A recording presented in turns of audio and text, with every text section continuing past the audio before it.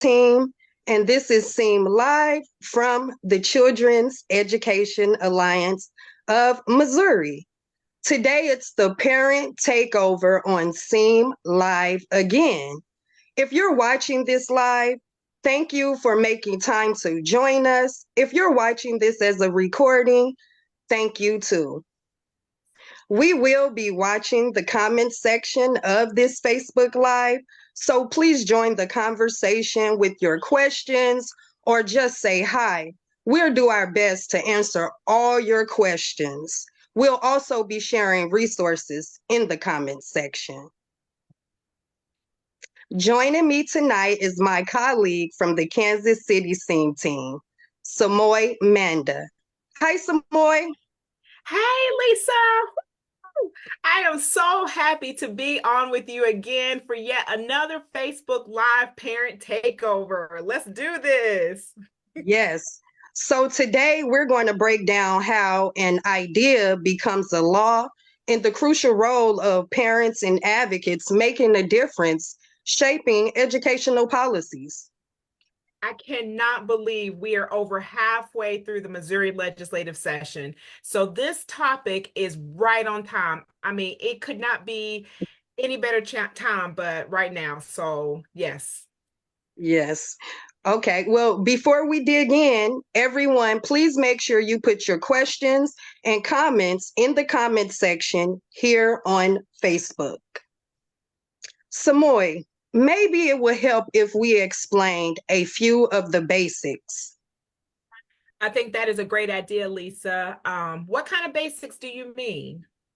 Well, for example, a law is supposed to be a solution to a problem. And in our case, the problem is that families are often stuck in an educational environment that isn't working for their children. Exactly. And that's why we advocate for greater school choice options, Lisa. Absolutely. And that's our starting point. Advocates must continue to voice their concerns and move the issue forward once the desired solution is identified. So, step one, y'all, is to identify a legislator, either a representative or a senator who cares, okay, who cares about the issue as much as you do, and ask them to sponsor the bill that you deeply care about. Do you have to write the bill for them? No, you do not. Whew. Usually, the bill sponsor will get it drafted. They have people who help them with that. So that is one less thing that we need to do is to write the bill. So no, definitely not, Lisa. Great, because I do not know how to write a bill. Same here. You got that right. I don't have a clue on how to write a bill. So that being said, you can expect plenty of education bills to be filed each year. And one of them will likely address your issue. And that's the bill you have to get behind and advocate for. You have to get behind it 120% and get going on advocating for it. I've noticed that every year lots of bills about choice get filed, but I have also noticed a lot of different factors come into play when you're talking about which bills will get a hearing in committee and move on in the process. So is the committee the next step? Basically, it is, Lisa. Bills get referred to an appropriate committee by the House or Senate leadership. If you're lucky, the committee will be friendly to your bill, and but that's not always the case that they're friendly to your bill. But that is the next step. What can happen in that case? Well, once a bill gets referred to a committee, it's up to the committee chairperson to give it a hearing. If the committee chair doesn't care about your bill, it may never get a hearing, and you have to wait until the next year or try to get a similar bill moving in the other chamber. Samoy, will you mind explaining what chambers are to our Facebook audience? Absolutely, because I know it can get kind of tricky. That's how we talk about the House and the Senate. They are each a chamber. So there's a chamber for the House and a chamber for the Senate. So if your bill isn't moving in the House, maybe it can start to get moving in the Senate if a similar bill has been filed there. So you want to see how they do on both sides. What happens if the committee chairperson is willing to give your bill a hearing? Ooh, first of all, a round of applause. Well, if the bill does get a hearing, they set a date and a time for that hearing. Well, that's great. So once it's scheduled, everyone can mark it on their calendars in advance, right? Well, not exactly. Everything moves so fast during session, as you and I both know, that you might only get a week's notice, or sometimes you get as little as 24 hours notice for the date and the time for that hearing. So yeah, it doesn't always work that quickly. How do they expect a family with children to rearrange their schedules that fast? Yeah, right. Yeah, that is something that you just have identified, Lisa, one of the biggest challenges we faced and why we need a small army of parent advocates so that if one person can't make it because of what various reasons with their families and their children, someone else can step in. Right. Facebook, you heard it here. We need more parents advocating for Missouri students to access a quality education. Join the SEAM team and get involved. Yes, please, y'all. Please get involved. We can't express that any more than we have been. Please get involved. Yes. So, Samoy, what happens at the hearing? All right, you ready for this? Okay. So during a hearing, a committee may hear more than one bill. When it's time for your bill, the bill sponsor goes first and explains it to the committee. Then the committee chair will explain how they would like to hear witness testimonies. Sometimes they hear everyone in favor, followed by everyone against, or vice versa. And sometimes they alternate. They'll have one person that's for the bill and then a person that's against it, and they'll keep going back and forth like that. Right. I've testified and I know how it works, but tell Mhm. our audience, how does a witness know when it's their turn to testify? Well, so next is whoever can get to the witness table first. This is when you have to remember that you belong here. We belong here, y'all, that you belong here and you have the right to testify. Because also at the hearing will be paid lobbyists and others who want to get their testimony on record too. But it's not usually a free for all. When you go with the SEAM team, for example, we have already told committee leaders that parents are there to testify and they love to hear from parents, y'all. So they try to make sure we get called up first, which is amazing. I brought a video, Lisa, to share with everyone today so you can see what a testimony at a hearing looks like. Want to see that video? Sure, that'll be great. All right, and here we go right now. The video is being played right now.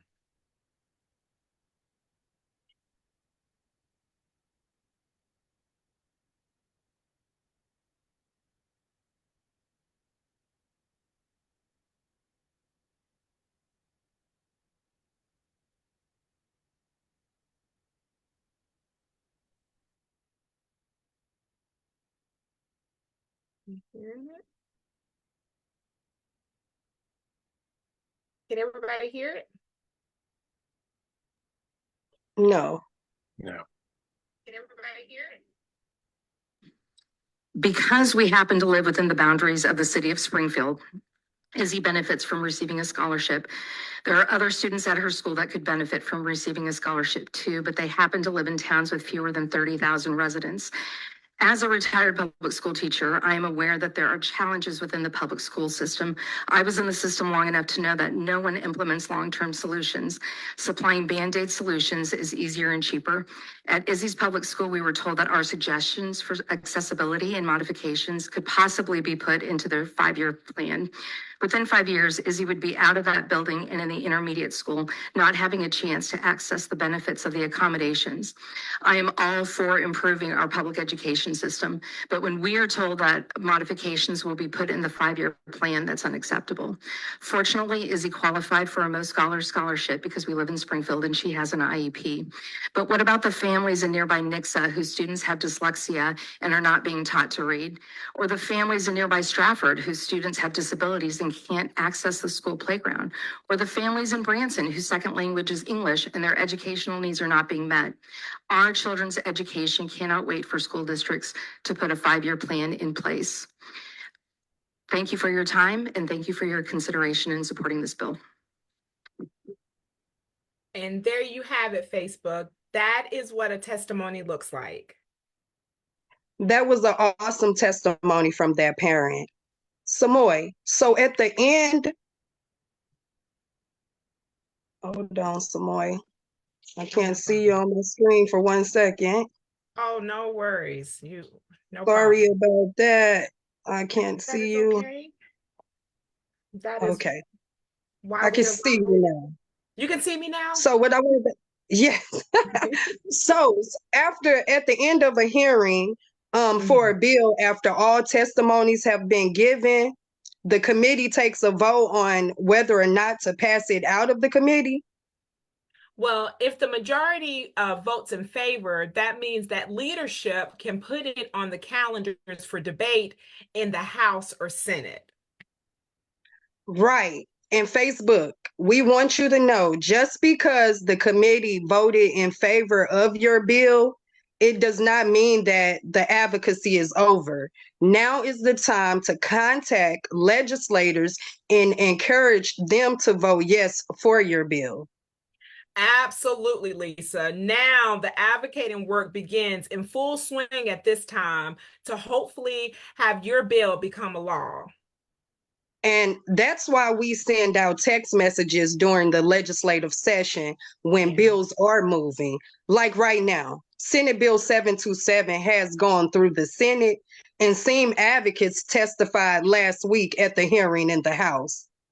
Exactly, Lisa. When we advocate during session, we have to keep the advocacy going from start to finish. Now that the bill has been voted out of committee, we have to hope that the chamber leadership also likes the bill and wants it to come up for debate, because the bill needs to be debated and voted on by one chamber before it can cross over to the other chamber, where the whole process starts all over again. So it will start either in the House or the Senate, and then it will cross over to the opposite. So we definitely want the chamber leadership to be in favor of our bills that we advocate for. So it starts all over again? Yes, basically it does. But it also depends on how important the issue is to elected leaders. It's also possible that two bills get filed, one in each chamber, and make their way through each chamber through the same time. The bills still have to cross over, but often they get united in what's called a substitute bill, or the bills get, or the idea, excuse me, or the ideas get added to an existing bill through amendments offered on the floor of the chamber. It all can get a little confusing, right? Absolutely. I will definitely let you know that firsthand, Lisa. It definitely gets a little confusing.